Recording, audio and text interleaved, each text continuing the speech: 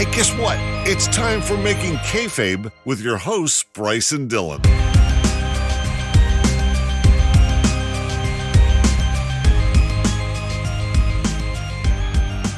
Hello, everybody, and welcome back to another episode of Making Kayfabe. This is the show where the two newest CEOs of the WWE, Bryce and Dylan, rebook some of wrestling's biggest mistakes.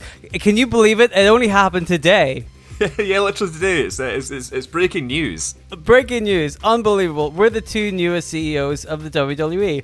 And unbelievably, the day that we become the new CEOs of the WWE, we're actually rebooking an AEW storyline. So it seems like bad timing, but let me tell you this. We're the boss. We can do whatever we want. That's right. Don't tell us what to do. Exactly. So, as you can guess, today we're going to be talking about Eddie Kingston in AEW. I haven't done a whole lot of AEW rebookings before. I think on the whole, we haven't really touched a whole lot of AEW storylines because I think we can both agree the WWE is much worse. But it could be about to get better. Who knows? Now that we're in charge. Exactly. It can't get any worse, can it? That's true. We literally cannot fuck it up anymore when it's already fucked up. So yeah. Oh, hang on. I'm getting some breaking news. Oh. We have just been fired as the CEOs of the WWE. It's got to be some kind of a record. Yeah, hey. What's that? Vince McMahon was in charge for like 50 years. We're in charge for like 5 minutes. Yeah, but those 5 minutes, man. They were great. It's the best 5 minutes in WWE history, I think. Clearly. Also, we forgot to make any actual booking changes while we were the head of the company. Oh, man. But, hey, you win some, you lose some. I think they'll be fine without us. I don't know. We'll see how they do. They might come crawling back to us at some point. We'll see. Well, once they hear what we can do to Eddie Kingston today on the episode, they'll be phoning us up. They'll be like, "You gotta come back, guys. We made a mistake. We don't care how bad your gambling debts are. Come on back." That's what got us fired. It was the gambling problems. I mean, the gambling problems are fine now because of our $3 million payment for an NDA. So I think we're all right. We're not allowed to talk about it. Yeah, sorry, I'll cut that part out. It's a non-disclosure agreement. We're not allowed to talk about it. So nobody ask us any questions about it either, because legally we're not. Nobody ask us any questions about the $3 million each that we received from Vince McMahon. It's not a story. It wasn't from Vince McMahon. It was from the company. Yeah, yeah.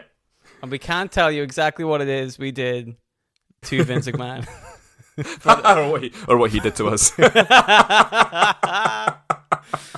I feel like we're straight off topic here. So, Bryce, do you like Eddie Kingston? Yes. Anyway, about WWE. No, we can't talk. We're not allowed to talk about it. That's why we're doing AEW, because we're not allowed to talk about the WWE this week. Exactly. It's now an AEW podcast. Exactly. I love Eddie Kingston. I think most people do. As far as characters go in wrestling, I think he's one of the strongest. Yeah. And even character, he's not a character. He's actually himself. I think. He's right. Just it's one of those characters where it's like yourself turned up to 11. Right. That's what people love about this guy. Is that he's real. He's real. Straight ahead. Yeah, he's that's fucking. The word, yeah. He's a regular guy, but he's awesome. He's got passion. His promos are fiery. He's a brawler. Insane promos. Yeah, wonderful talker. And I feel like that the AEW haven't done right by Eddie Kingston, in my opinion. Okay. Now, because when I was going through the history, which we'll get to in a little bit, I was like, he has lost an awful lot of big, high-profile matches in that company. Like, he beat Jericho, right? A couple of months ago. But other than that, who has he beaten? You know what I mean? Yeah. I feel like he's super popular. He's over with the crowd. Like we said, everybody loves Eddie Kingston. They love his promos. I feel like he's a guy that they could capitalize on that. There's money there. He's such a great, interesting person, Mm-hmm. And so that's what I did with today's rebooking. I tried to go back in time a little bit, and basically what we do the show for. What I would do if I was in the position to rebook it, Yeah. And I think it's what that guy deserves, because 100%, man. He's in my opinion, it's between him and MJF for best talkers in the game right now. Mm-hmm. Just his promos are insane. Like, we've posted, if you go onto our Twitter at Making Kayfabe, we posted a few of his promos been out. The promo on NWA about Homicide, like, we're posting. That was so good. Yeah, his promo on Miro, his promo on Cody, like, just when he Him and debuted Moxley. in AEW.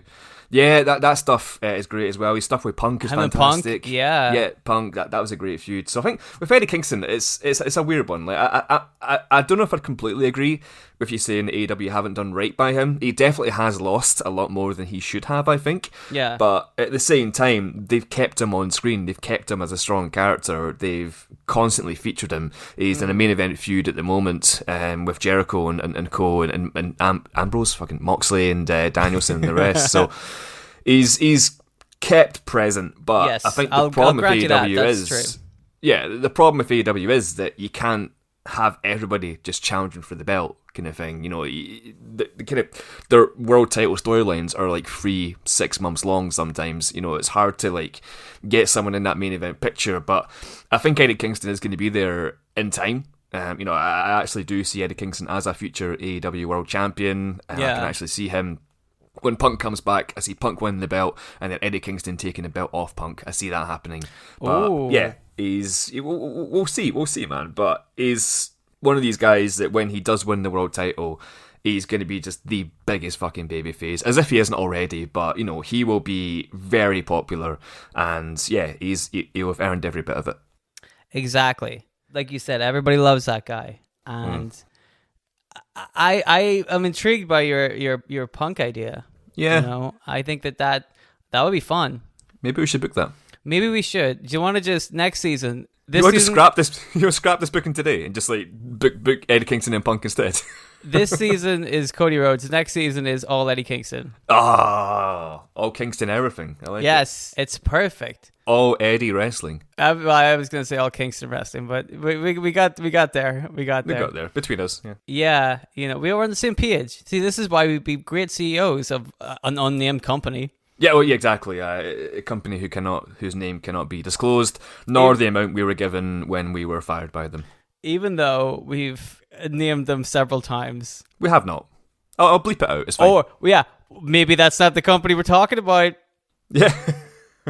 Maybe it's a different company that's not WWE. I mean, dang. Oh, We're getting off topic here. You've done it again. Forget, bleep all of this out. Bleep it all out except for us saying Eddie Kingston.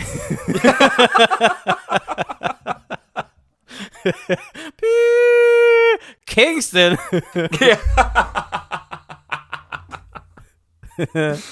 Should we get into this?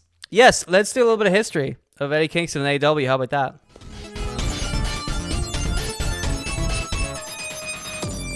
Eddie Kingston, the popular wrestler. He's been wrestling for a long time, since 2002, actually, since you asked. It's 2002.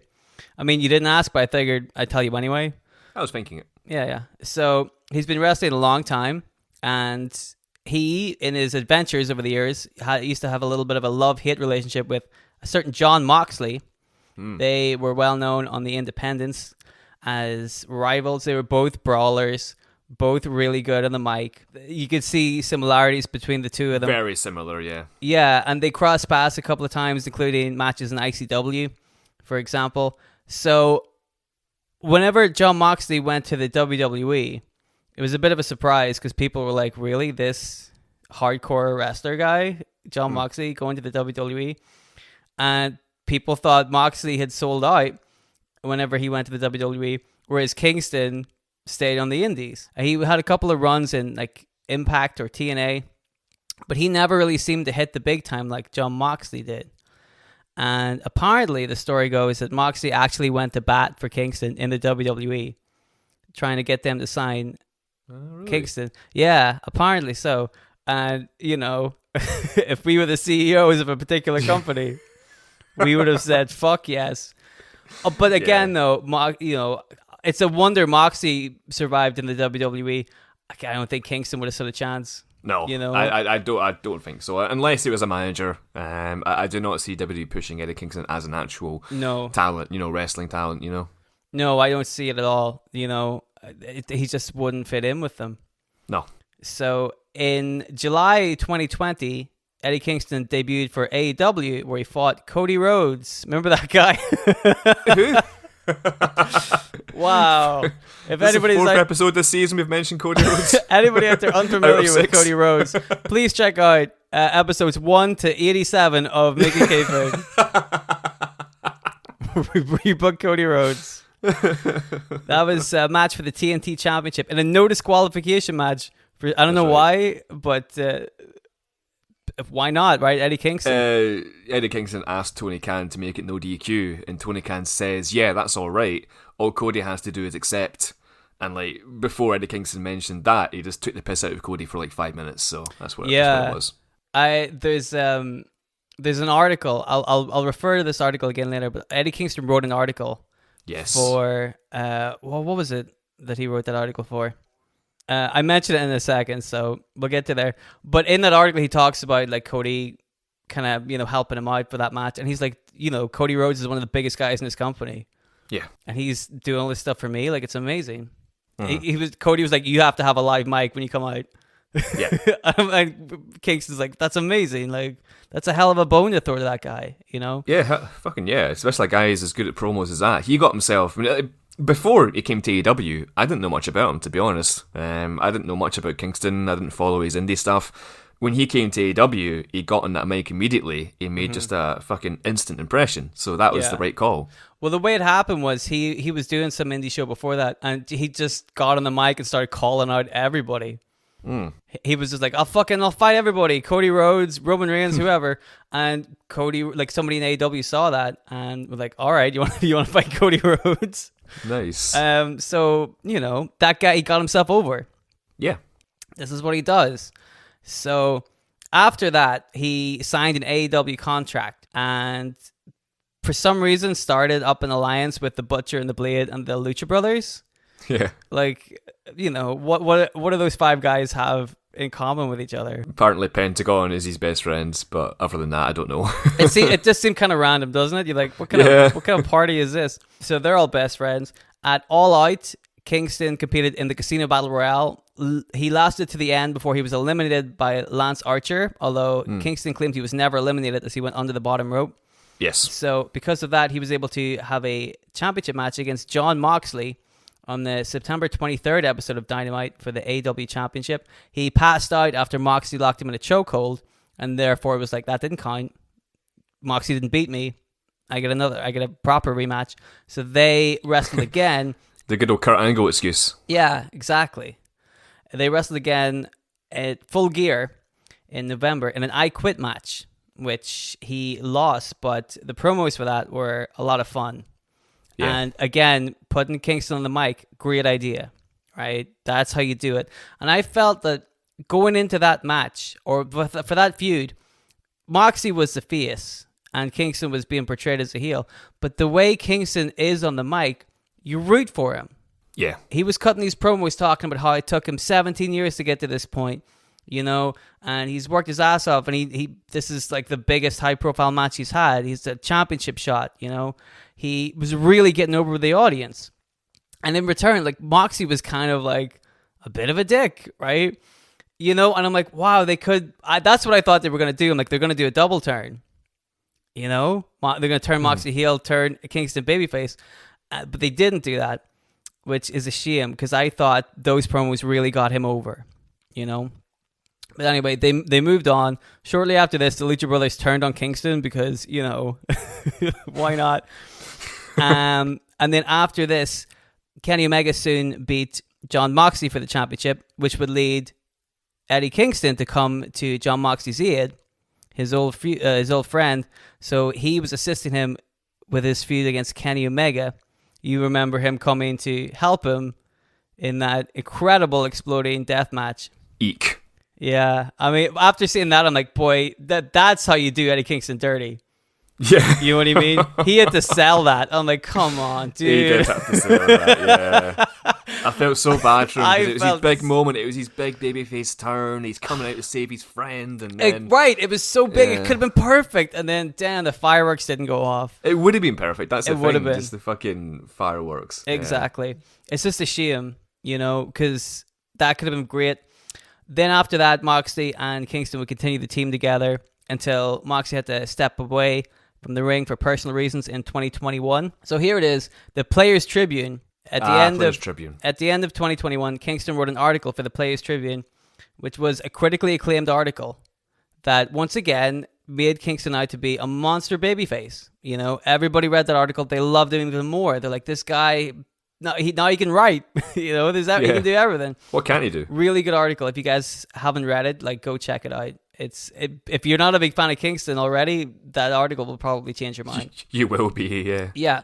So, like, that's another case of him kind of getting himself over, you know? And that was around about the time he started working with CM Punk in what I think was a too short of a feud. I could have watched those guys go for months. I think they will. They'll pick it back up, I think, yeah. I hope so. Like you said, I hope so, because that was fun. And those two guys can fucking talk. Yeah. It's wonderful. Incredible.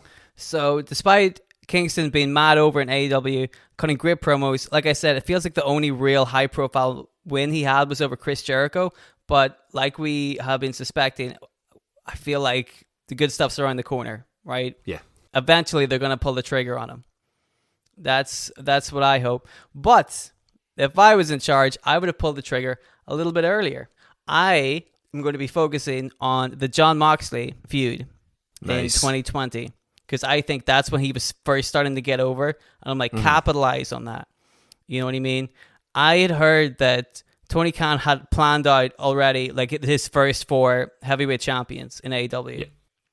And that's neat and all, but sometimes plans change, right? Sometimes you got to listen to the crowd, and that's kind of my angle for today's rebooking. So, what do you think? Do you want to get into it, or should we continue to slander the WWE? Oh, you said it again. You bleep it out, though. Whenever you bleep it, actually, like, replace the company in question with us saying Eddie Kingston. So it's confusing. We were the CEOs of Eddie Kingston. We got fired from Eddie Kingston. We got $3 million each from Eddie Kingston. Let's book Eddie Kingston, but actual Eddie Kingston, not the Eddie Kingston that we're replacing the WWE with. Oh, fuck! It's too confusing. Let's just do the rebooking, shall we? Let's do it.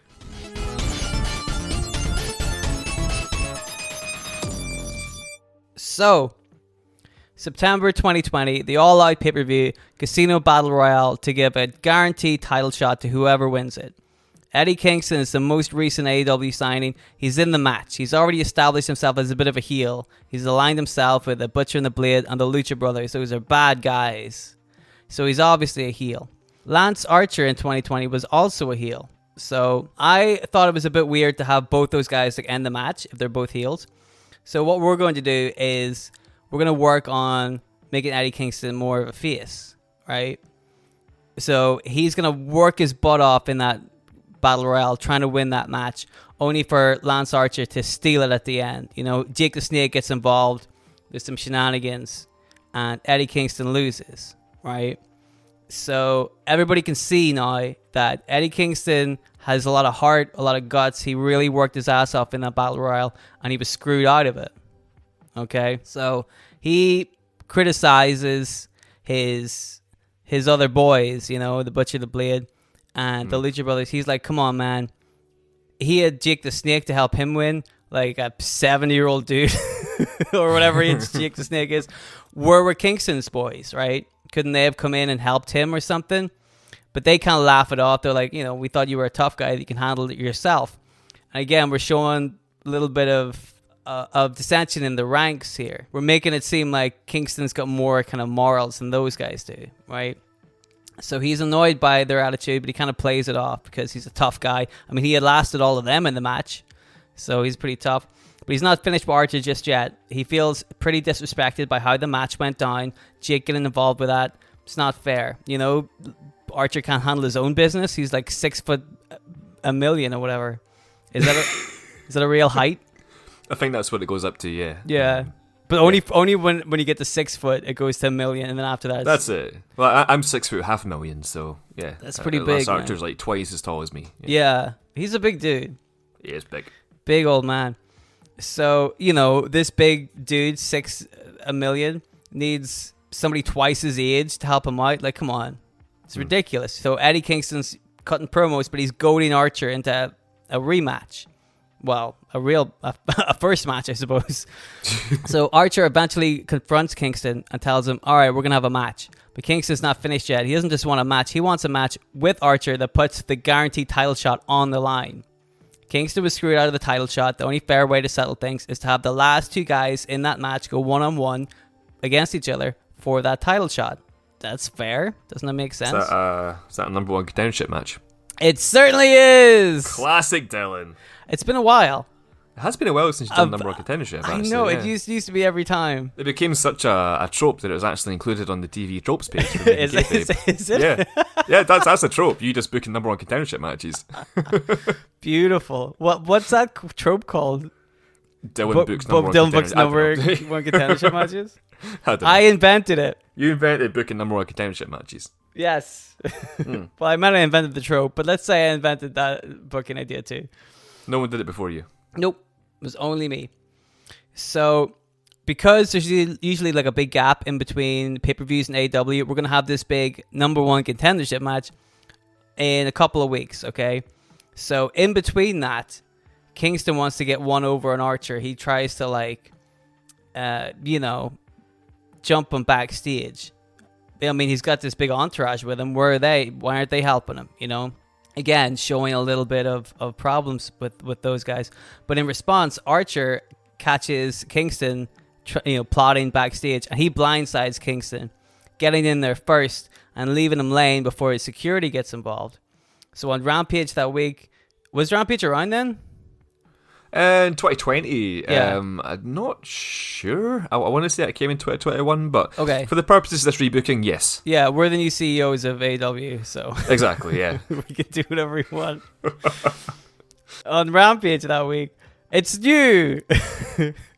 Oh, it was in 2020 or 2021 because that's when Punk came. Oh yeah, was he one of the first? Yeah, I think he was one like of the first people on the Rampage, right? second episode. Yeah, that's right. So yeah, CM Punk. But in our universe, you get double AEW. It's perfect. double AEW. Yeah, Nice. double the Kingston. I So like that. on Rampage that week, Archer cuts a promo with Jake, talking about how he's smarter than Kingston. He outsmarted him at the Battle Royale.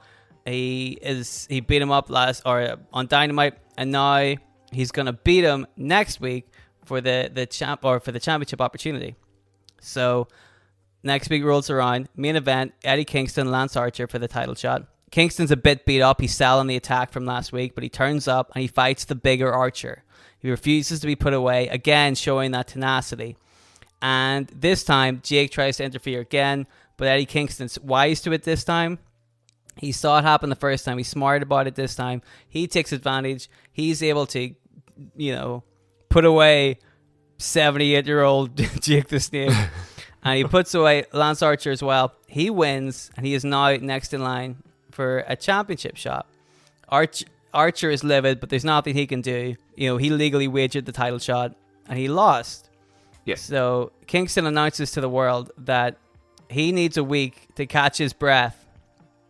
And then the week after that, on Dynamite, he's challenging Jon Moxley to an AEW championship match. On Dynamite, nice. Yeah, so you can see it's a little bit like real life, Yeah, but we're adding some more, color to the pages here. that's it. And like you say, the pay-per-views are so far apart that You want to keep AEW things spicy on the TV. Exactly. Exactly. AEW often do these things where they have like a super Dynamite where it's like championship matches and stuff. So Yeah. they just had one last week, Road Ragers. So yeah, that makes sense. So after the match, after Eddie cuts his promo, Lance Archer attacks Kingston to get his heat back, but then he ends up arguing with Jake about the finish of the match.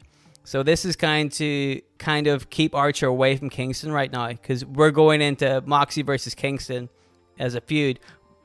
We that's to kind of tie up the Lance Archer part of it. We don't need him interfering right now, so he's gonna start having like problems with Jake the Snake. That's gonna be its own Okay. separate storyline. Okay, Nice. but he still gets some of his heat back by attacking Kingston.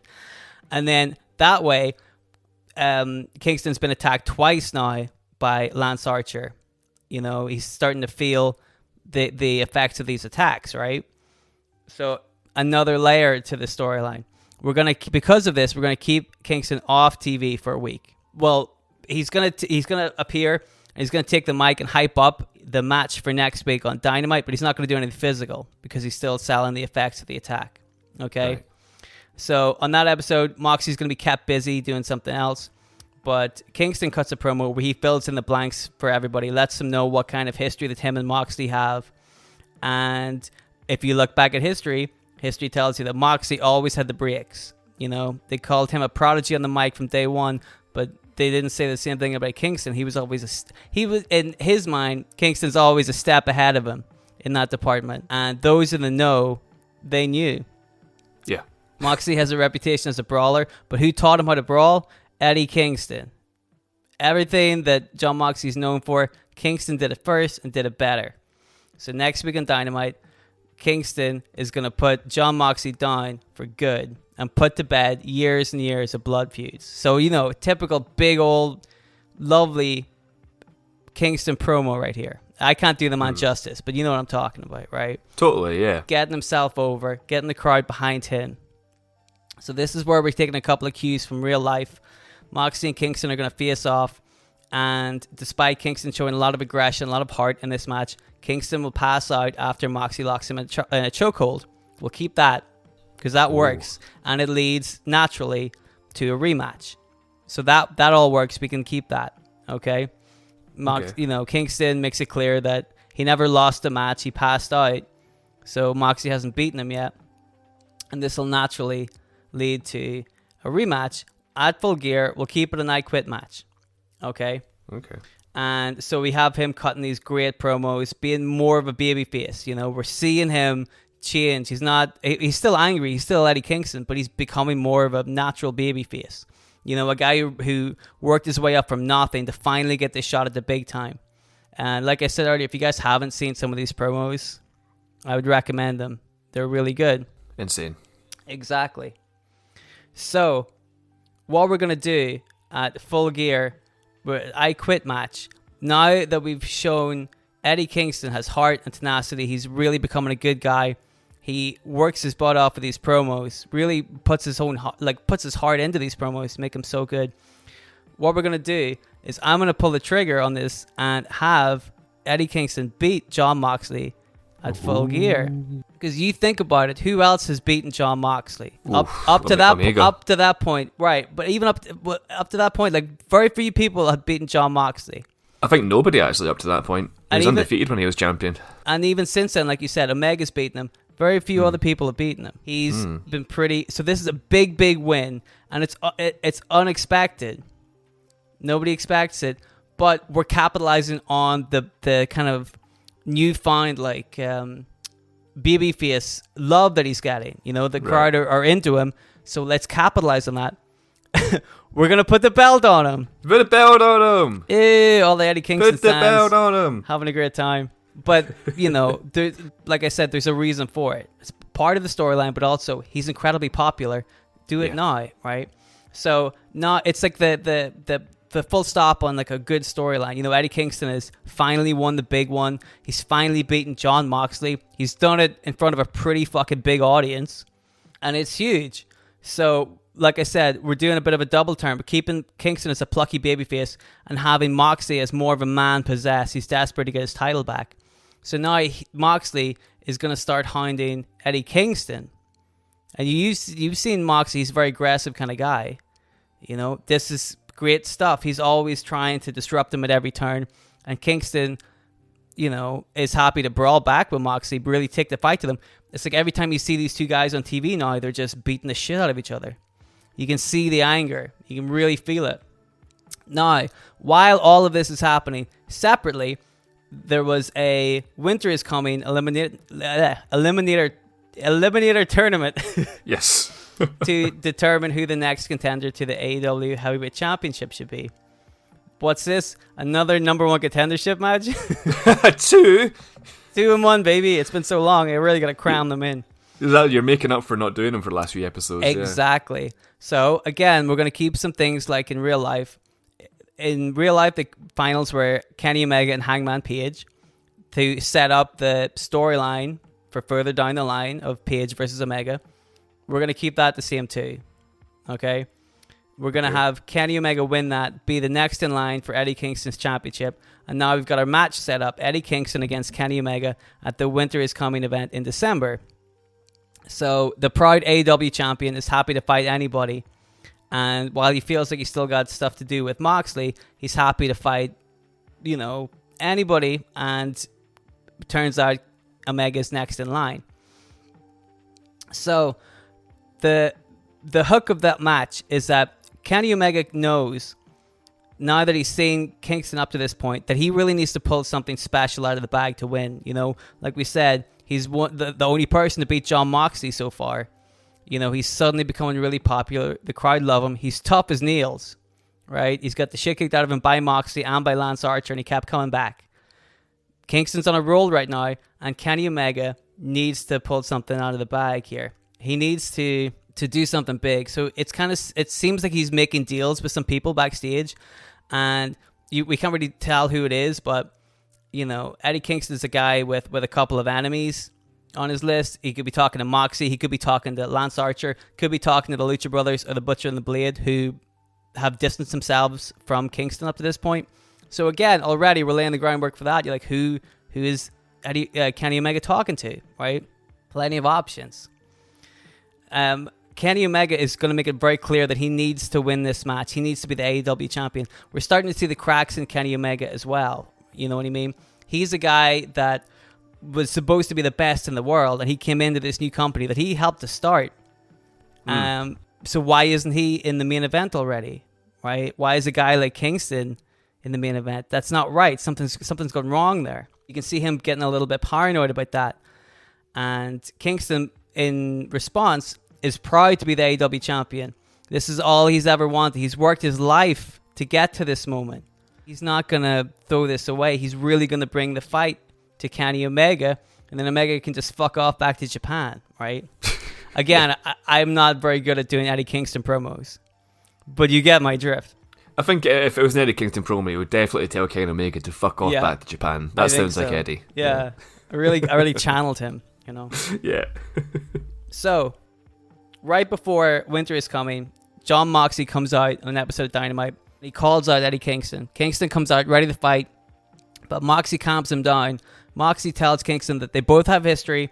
Moxley doesn't like him, doesn't like how Kingston took the belt, but he respects him. So few people have been able to actually beat Jon Moxley in AEW. Kingston's one of them, if not the only one. So Moxley promises that eventually he's going to get his win back and take back his title. But before that, he lets Kingston and the world know that he's not going to get involved with the title match between Kingston and Omega, just because he respects him too much. No need for Moxley to get involved, right? And because they have history, they all know that that's legit.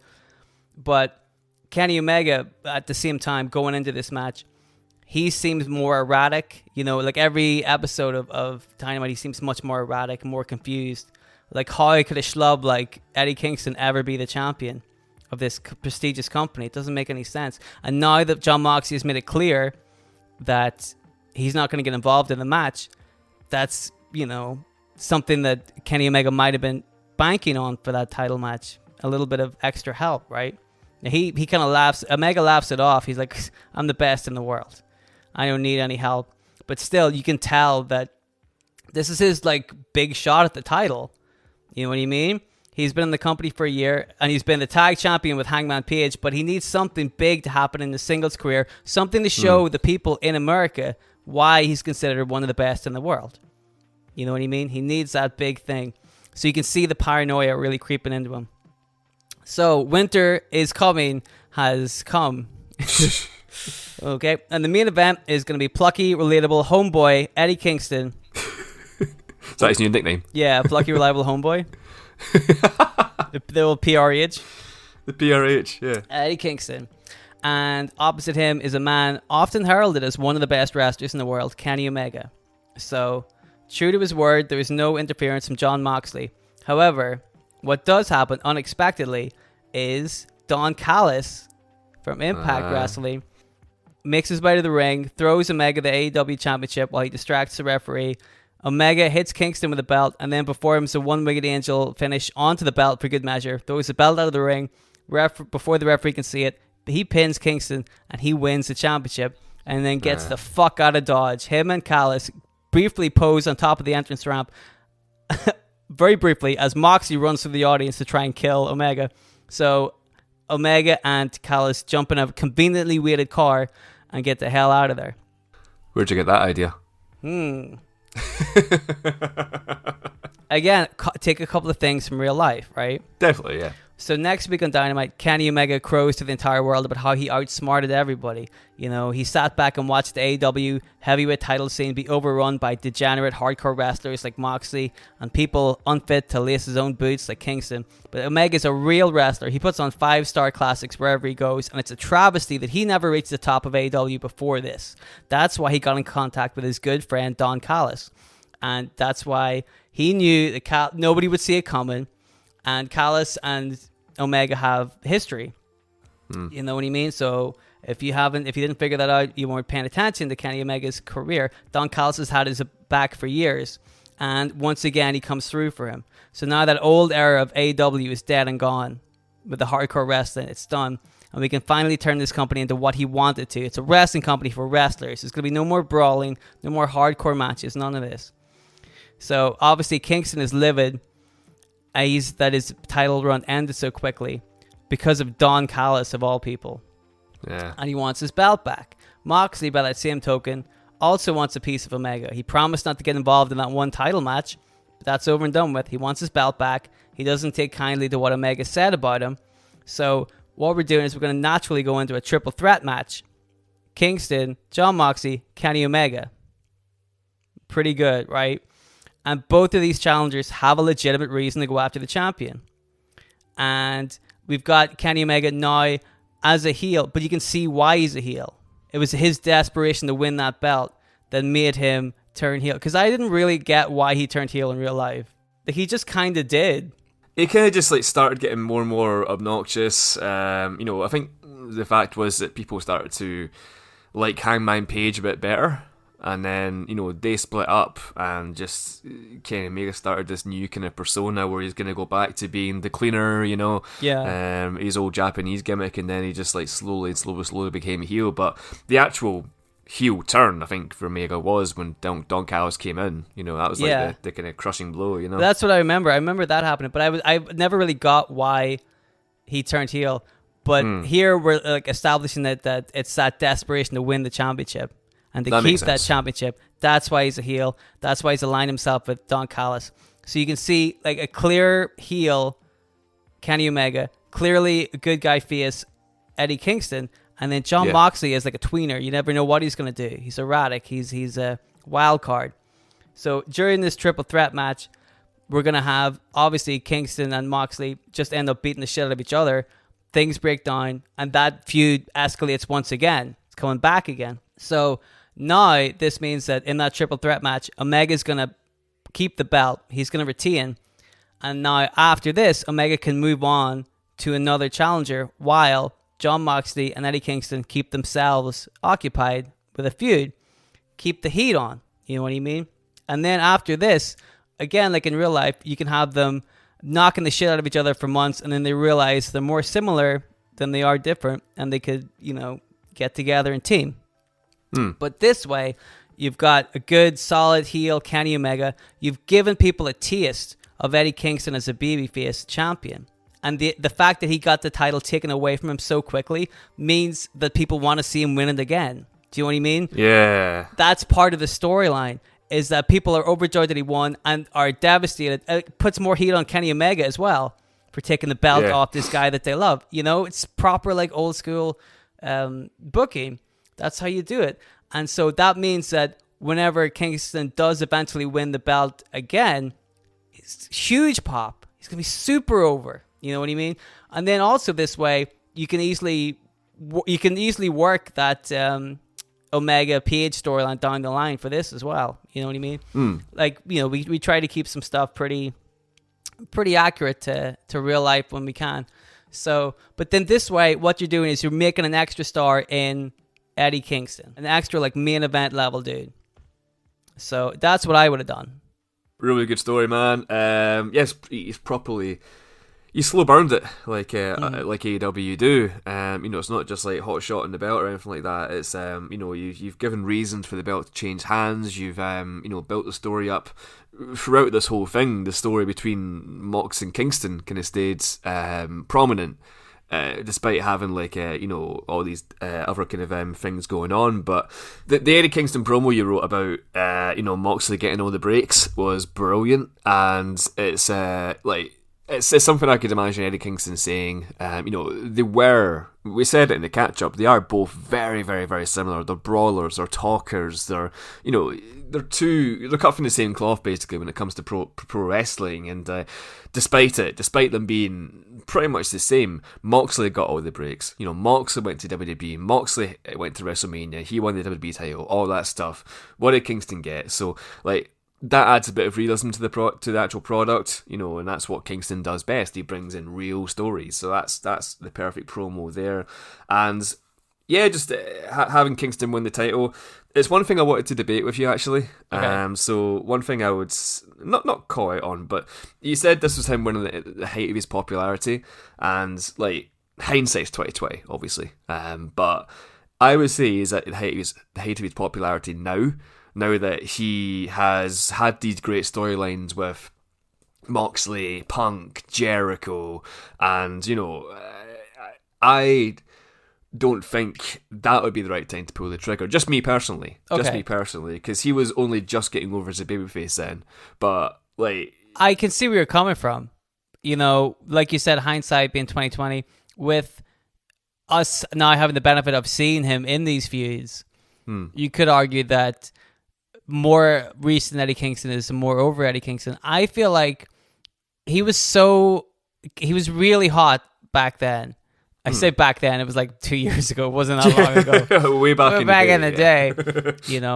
And I feel like if they'd have capitalized on it at that point, you could have, then you could have Eddie Kingston at his most over. Uh-huh. If they pulled the trigger then, you really could see how over this guy really is, Uh-huh. And I mean, I do see your point. I do get it. I don't really know because I haven't really been paying attention to any wrestling too much this year, so I haven't been watching, AEW shows. I don't know exactly how over he is right now. Sure. But I do remember in 2020, that feud with Moxley, he was super over. The crowd. He was definitely, he was getting talked about a lot back then, definitely.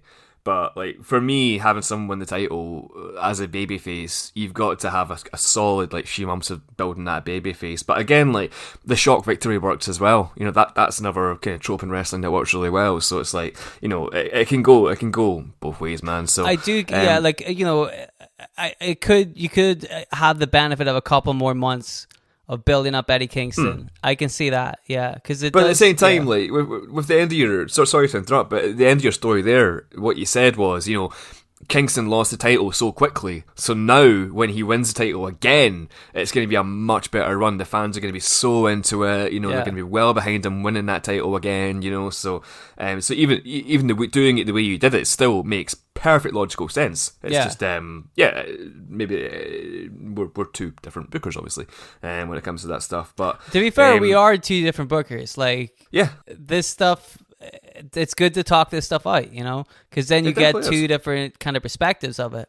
And I get all of the bookings we've done, I don't think any of either of us would do any of them the same way. Oh yeah, exactly. You know what I mean? There's probably other bookings of mine you'd be like, wow, that's good, but with me doing it, I would have done this, and vice versa. So, but this all leads into us rebooking Eddie Kingston next season. Yeah, exactly. Sorry, season 7, Eddie Kingston, and it's you're right. It's good to talk these things out. It makes me think we should have done this more when we were CEO of WWE, but that's in the past. Sorry, beep. Yeah. When we're CEOs of Eddie Kingston, but that's in the past.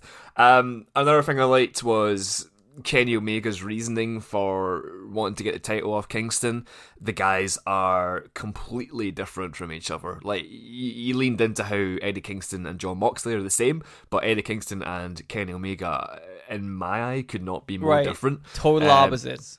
Different wrestling styles. Kenny Omega, more technical, kind of like strong style wrestler. Eddie Kingston, very much a brawler. Yep. Physique wise, appearance wise, Right. like slightly different. No offense to Kingston, but no offense to Omega. Eddie Kingston's built like a real man. But that's true. not this pretty boy. He's got the physique like me for sure. Yeah, exactly.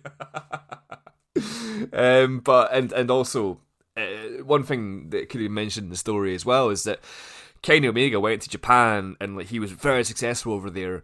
Eddie Kingston grew up watching like Japanese wrestling and idolizing Japanese wrestlers, but never quite made that step to Japan as well as Kenny Omega did. So it's an interesting kind of angle there. But yeah, I'm trying to think what else. But yeah, another thing as well. So you're obviously continuing the Moxley and Kingston feud, going into the next pay-per-view now after he lost the title. So that's going to be technically the rubber match because Moxley won 1, Kingston won 1. So everyone loves the rubber match. Who's going to get the majority victory?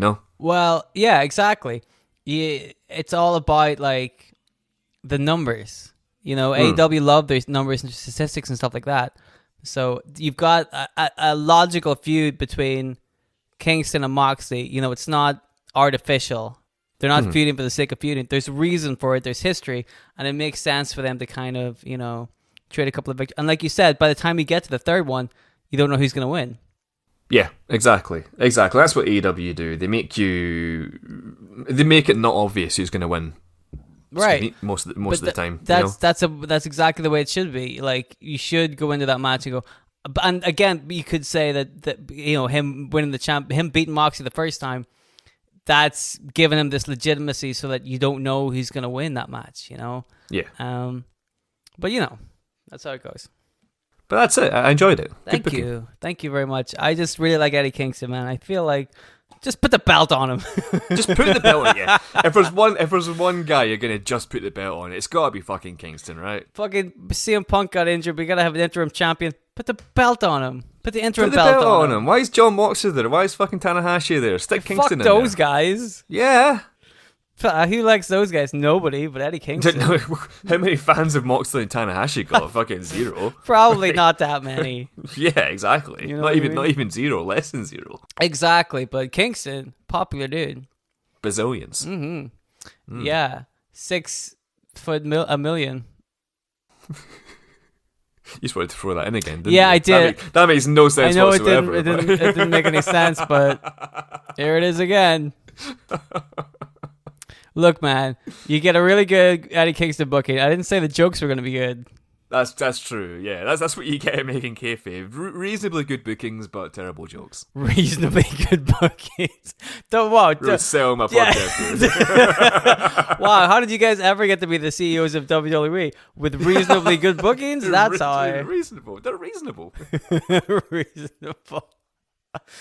Speaking of some reasonably good bookings. Uh-oh.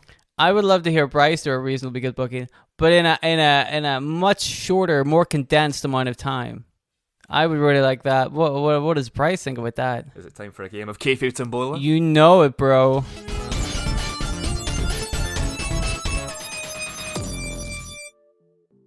Okay, so we're gonna play a little game of Kayfabe Tombola, everybody's favorite game in the whole world. We should put a trademark on this. I don't know if we have a trademark on Kayfabe Tombola. But let's look into that, okay? I know a guy. Of course you do. We used to be the CEOs of a massive company that trademark everything. That's it. Get in here, Jerry McDevitt. Yeah. Yeah, he'll sort us out. So if you have never heard of Kayfabe Tombola before, if this is your first episode, first of all, thank you very much. You picked a good one. We said Eddie Kingston 1,000,000 times. So thank you very much for checking this one out. But if this is the first time you're ever hearing about Kayfabe Tombola, what is this mythical Kayfabe Tombola I keep hearing about? It's simple. The person who hasn't done the main rebooking in the episode today, that's going to be Bryce, will have 60 seconds-ish to be able to come up with a storyline based on a wrestler and a scenario that he's randomly going to select. And usually we get our lovely, lovely fans of the show to send in their own Kayfabe Tombolas. You can do so yourself if you wish. Do we still have room on the season for more Kayfabe? We do. We need a couple more guys. So if you want to submit your Tombolas, then yeah, better be quick. All we need from you is 4 random wrestlers, 4 funny scenarios, and you can tweet them to us at Making Kayfabe on Twitter, send them in a DM on Instagram at Making Kayfabe, or email us at makingkayfabe@gmail.com. Couldn't be simpler. So today we have a tombola sent in by Andy O'Neill. Hey, Andy. On Twitter. So thank you very much, Andy. Long-time listener of the show. So, Bryce, all you have to do is give me a letter number combination and we can get this business started. Hey, give me just the 1D this time, please. Yeah, 1D. 1D. All right. Yeah. So let me tell you the wrestlers you didn't get. Tell me. You did not get. Shock me. Well, I'm going to shock you with this one. You didn't get Ahmed Johnson. Good. Good start. What a damn shame. Oh, that's no good. Jings. Ugh. I know you love Ahmed Johnson. When am I not talking about Ahmed Johnson? It's a wonder we haven't already rebooked him. He's next. Yeah. Him and Kingston. Yeah. You didn't get Ken Shamrock. Ah. Who I personally like more than Ahmed Johnson, but that's just one of the ways we differ. Yeah, I mean, Ahmed Johnson's better in every way, obviously, but... Yeah, obviously, but I just have a soft spot for Ken Shamrock. You know? Of course. That is a future booking, though, Ken Shamrock. Yeah, I think so. I think we actually were talking about that one. Yeah, for a while now. Heading to WWE champions, so yeah, one day. Yes, and you didn't get Test. Ah, Test! Remember we did Test? Who we have rebooked, yeah. Yeah, season 2, I think. So there you go. Somebody we have rebooked, somebody we're going to rebook, and Ahmed Johnson. You didn't get those guys. But let me tell you who you did get. Somebody who I think we've picked a couple of times on the Kayfabe Tombolas. Oh, really? And who we actually have done a rebooking of. Oh, wow. Steve Blackman. Ah! One half of the two Steves. Why is it always Steve Blackman? I don't know. Steve Blackman pops up a lot, This right? has to be like the 5th or 6th time we've had Steve Blackman for a Kayfabe Tombola. We are really going out of our way to give Steve Blackman some premium rebooking. It's because everyone just fucking loves Steve Blackman. He's always in the Tombola. He's always one of the 4 picks. Everyone fucking loves him. But yes, we have rebooted Steve Blackman back in season 3, I think. So yeah, that's worth checking out. Season 4 even. Yeah. Just go back and watch them all.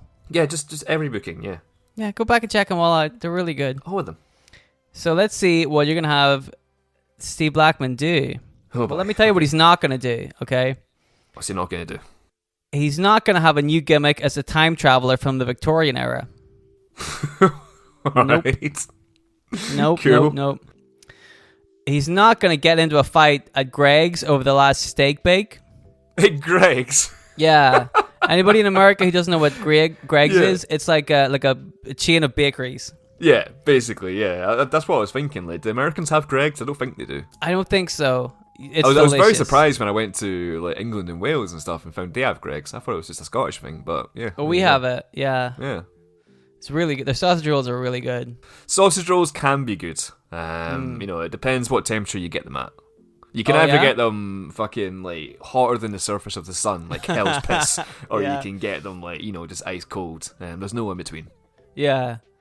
But you didn't get that anyway. Oh. You didn't get Steve Blackman is a long lost member of the Godwin family. Thank fuck for that. You didn't get that. I know nothing about Again, the Godwins. the Godwins, 2 of your favorite wrestlers. Yeah, I literally know fuck all about them. Other than they're called the Godwin brothers. Well, you remember their names? Their full names? Actually not. No, I legit do not know them. It's Phineas and Henry. Ah. It's because Phineas I. Godwin and then Henry O. Godwin. Okay.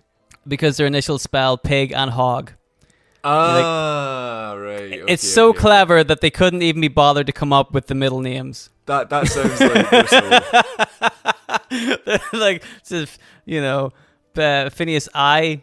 Godwin. Yeah, Who cares I like what the I stands for? It stands for I. It's like Homer Yeah. J. Simpsons. Yeah. It stands for J. Classic. Well, anyway, you don't have to worry about the Godwins ever again. Okay, good. Nobody else picked Godwins for their tombola. I think Bryce has just given you an awful lot of good suggestions for future tombolas. How many Godwins? There's only 2 Godwins, right? Yeah. So you can't do an all Godwin tombola. That's good. No, but we'll find a way. Steve Blackman turns up all the time. The Godwins never turn up. That's the first appearance for the Godwins. That's yeah. the first, as far as I can remember. That's the first appearance, 80 episodes and still only just got to the Ridiculous. Godwins. Yeah. and they'll never be seen again. Nope, never see them again. Never.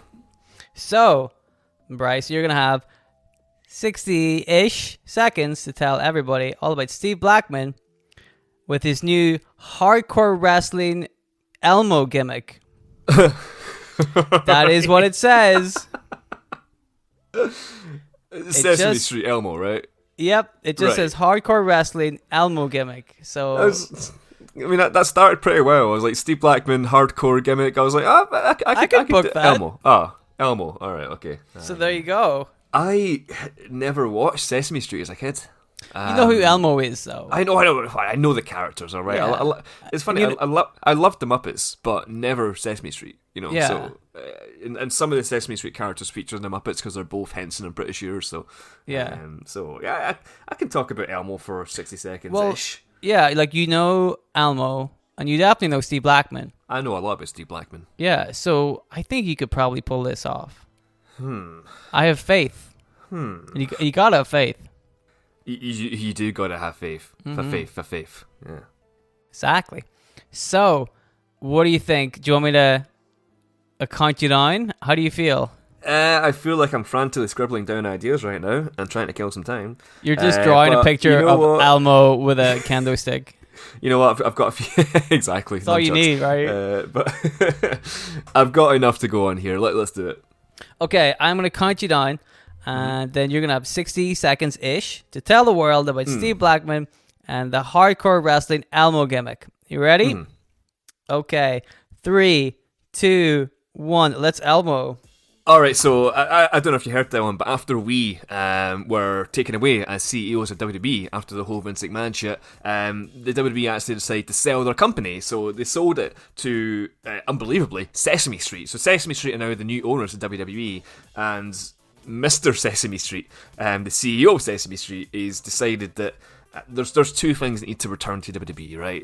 One thing is the PG era, we need to bring that back, and the other thing is hardcore wrestling, we need to bring that back as well, because they want to get more kids watching the product because Sesame Street, alright? So he plans the first show, which he calls Survivor Series Sesame Street Super Spectacular Showdown, the Elmo's Revenge. Yes. We don't know why Elmo's getting revenge for it, but it's a pretty cool name. Anyway, on the card, you've got wrestlers kind of portraying Sesame Street characters. So it's going to be a big hardcore battle royale, and in that battle royale, there's going to be Big Show as Big Bird. Obviously, that's the obvious one, right? Right. You're going to have Rikishi as the Cookie Monster. Bert and Ernie are gonna be The Godwins. Christian, the Godwins. Oscar the Grouch is gonna be Kid Cash. And who was it? You had a tombola the other week, and it was the Count. Who was it? Oh, damn, I forgot.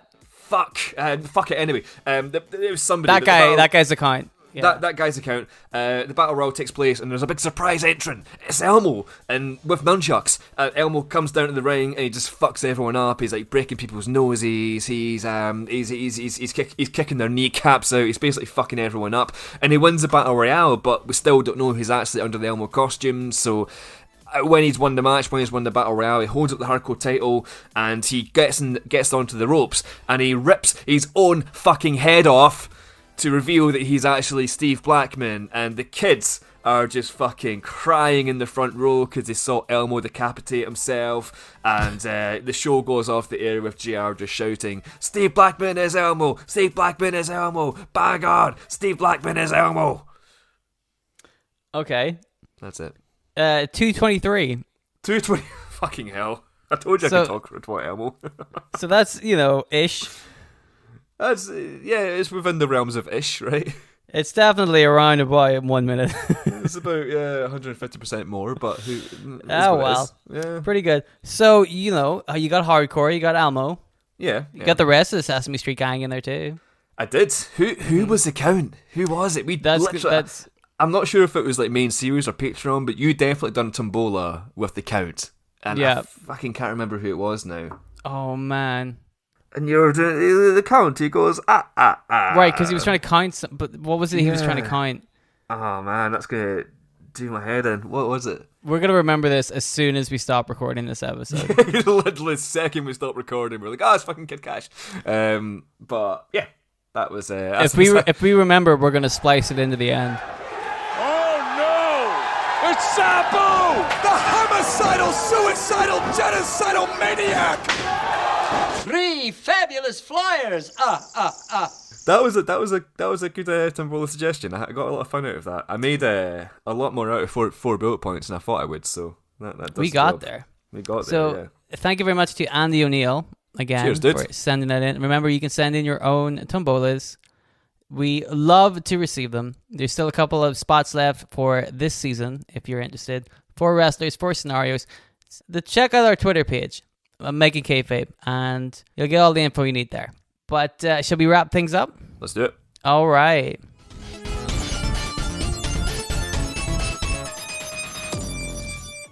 What a wonderful episode that was. That was a very good episode. We had Eddie Kingston.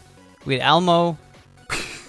Two key ingredients for a good episode. We very briefly became the CEOs of a multi-billion-dollar company. That was fun. Yeah, for a little bit. It's a shame I can't remember anything about it.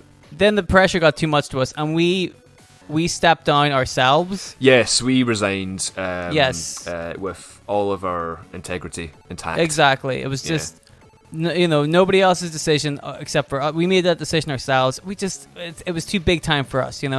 We're men of the people. Yeah, our bank account's also intact as well. Yeah, exactly. We're men of the people. You lovely people who listen to Making Kayfabe.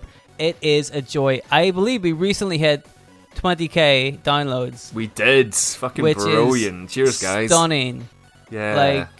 We're just dicking around talking about Elmo. Yeah. And this is how we celebrate getting 5,000 downloads. We celebrated by becoming the CEOs of a multi-billion-dollar company. That's right. It's one of those things you see on Twitter. Like, if you get 1,000 retweets, we'll give you free tickets to go on holiday. It's like WWE were like to us. If you get 20,000 downloads, we'll make you guys CEO. Yeah, and we'll be like, done. Yeah, we did it, and we had a good run, but it just kind of fell apart because we resigned. Yeah. I think we had a great run. Nothing bad happened while we were the CEOs. Nothing at all. Not one thing. We didn't screw up a single thing. Nobody can look at our run and go, "Oh, you guys fucked that up." Exactly. Nope. For what it was, it was very good. Perfect. I would argue it's perfect. But we just felt like it's too big time for us. We want to keep things a little bit low key and stick to the podcast, which we don't want to sell out. Yeah, we're stay with Making Kayfabe. Exactly. We're like Eddie Kingston. We're men of the people. Not going to do a fucking Bruce Pritchard where you you have a reasonably good podcast and then suddenly you go to WWE and your podcast turns to shit. And fuck you, Conrad. We got to get one in every episode.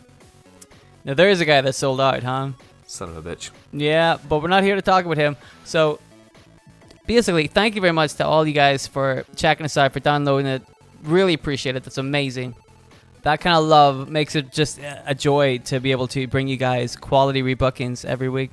So thank you very, very much for that. Also, if you guys would like to check out our Patreon page, we have plenty more classic rebookings up there. Some of them are real quality. If you love astronauts. Oh my goodness. If you like Hardcore Holly. We have a treat a real treat available on our Patreon page this month.